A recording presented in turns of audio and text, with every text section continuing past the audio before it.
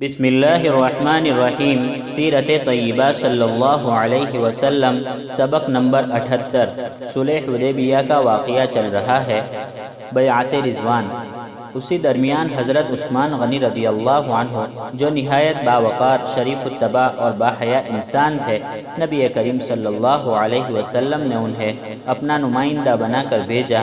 کفار نے انہیں روک لیا اور افواہ اڑ گئی کہ نعوذ باللہ حضرت عثمان غنی رضی اللہ عنہ کو شہید کر دیا گیا، تو صحابہ کرام رضوان اللہ علیہم اجمعین میں بڑا غیظ و غضب پھیل گیا، اور اس وقت آپ ایک کیکر کے درخت کے نیچے تشریف فرما تھے، تو آپ نے سب صحابہ سے بیعت لی۔ اس کو بیعت رضوان کہا جاتا ہے۔ آپ نے اس بات پر بیعت لی کہ اگر لڑنے کا موقع آیا تو پیٹھ نہیں پھیریں گے بلکہ سینے پر لڑیں گے۔ اسی درمیان نبی کریم صلی اللہ علیہ وسلم نے حضرت عثمان غنی رضی اللہ عنہ کی جانب سے خود بیعت فرمائی۔ لوگ تو اپنے اپنے ہاتھوں سے بیعت کر رہے تھے۔ حضور صلی اللہ علیہ وسلم نے فرمایا کہ یہ عثمان کا ہاتھ ہے اور یہ میرا ہاتھ ہے۔ ان کو اس واقعے میں یعنی حضرت عثمان کو اس واقعے میں بہت شرف اور سعادت نصیب ہوئی۔ بالآخر کئی مرتبہ آنے جانے کے بعد کفار نے بھی محسوس کر لیا کہ لڑائی میں خیر نہیں ہے، مصالحت ہو جانی چاہیے۔ چنانچہ ایک صلح نامہ تیار ہوا اور بظاہر بالکل دب کر نبی کریم صلی اللہ علیہ وسلم نے صلح فرمائی۔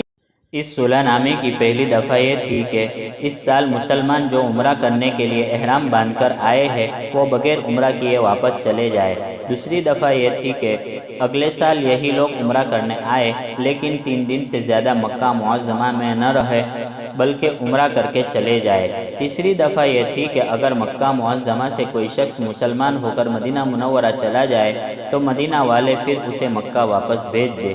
چوتھی دفعہ یہ تھی کہ اگر کوئی شخص کافر ہو کر مکہ آ جائے تو مکہ والے اسے واپس نہیں کریں گے۔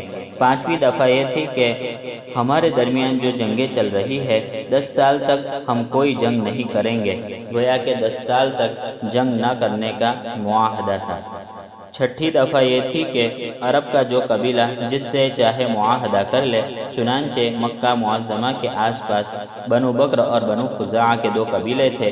بنو بکر نے قریش کے ساتھ اپنی دوستی پکی کر لی اور بنو خزاعہ نے جناب رسول اللہ صلی اللہ علیہ وسلم کے ساتھ دوستی کر لی۔ یہ معاہدہ ہوا اور باقاعدہ اسے لکھا گیا۔ حضرت علی کرم اللہ وجہہ نے اسے لکھا۔ ابھی لکھا ہی جا رہا تھا کہ مکہ کے ایک مسلمان جن کا نام ابو جندل تھا، وہ مسلمان ہو کر کفار سے چھوٹ کر حدیبیہ میں آ گئے۔ ان کے پیروں میں بیڑیاں پڑی ہوئی تھی، کافروں نے انہیں باندھ رکھا تھا۔ کافروں نے کہا کہ جب تک یہ واپس نہیں کیے جائیں گے معاہدہ نہیں ہوگا۔ حضور صلی اللہ علیہ وسلم نے فرمایا کہ ابھی تو لکھا ہی جا رہا ہے، پکا بھی نہیں ہوا، اس واقعے کو اس سے الگ کر لو۔ لیکن وہ ہرگز نہیں مانے۔ وہ بیچارے کہتے رہے کہ میں اسلام لا چکا ہوں، آپ پھر مجھے کافروں کے حوالے کر رہے ہیں۔ آپ صلی اللہ علیہ وسلم نے فرمایا کہ عہد کی خلاف ورزی نہیں ہوگی، فوراً واپس جاؤ۔ نبی اکرم صلی اللہ علیہ وسلم نے تمام صحابہ کو حکم دے دیا کہ سب اپنا اپنا احرام کھول لے اور سر منڈا لے۔ صحابہ پر اس واقعے کا اتنا اثر تھا کہ احرام کھولنے کی ہمت نہیں ہو رہی تھی۔ حضرت عمر رضی اللہ تعالیٰ عنہ آ کر کہتے کہ کیا ہم حق پر نہیں ہیں؟ کیا اللہ کی نصرت ہمارے ساتھ نہیں ہے؟ ہم دب کر کیوں بات کریں؟ جو ہونا ہے آج ہی ہو جائے گا۔ نبی اکرم صلی اللہ علیہ وسلم نے سب کو ٹھنڈا کیا۔ بظاہر وہ آپ کی بات نہیں مان رہے ہیں۔ آپ خیمے میں تشریف لائے۔ ام المؤمنین حضرت ام سلمہ رضی اللہ عنہا نے دیکھا کہ حضور صلی اللہ علیہ وسلم پر بہت اثر ہے۔ پوچھا کیا بات ہے؟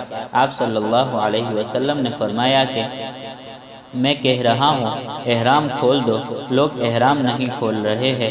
حضرت ام سلمہ رضی اللہ عنہا نے مشورہ دیا کہ یا رسول اللہ، لوگ بہت غمگین ہیں، آپ خود اپنا سر خلق کرا لیجئے، تو آپ کو دیکھ کر کسی کو کہنے کی ضرورت نہیں پڑے گی، سب خود ہی کر لیں گے۔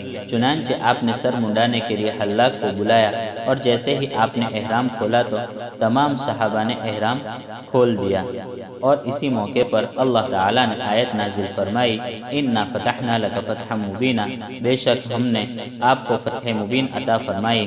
بظاہر تو دب کر صلح ہو رہی تھی، لیکن اللہ تعالیٰ فرما رہے ہیں کہ ہم نے آپ کو فتح مبین عطا فرمائی۔ یہ بات کسی کی سمجھ میں نہیں آ رہی تھی، احرام کھول کر واپس جا رہے ہیں، انہوں نے عمرہ کرنے نہیں دیا، اور اللہ تعالیٰ فرما رہے ہیں کہ نہیں، یہ فتح مبین ہے۔ بقیہ تفصیل انشاءاللہ آئندہ سبق میں بیان کی جائے گی۔ وآخر دعوانا ان الحمد للہ رب العالمین۔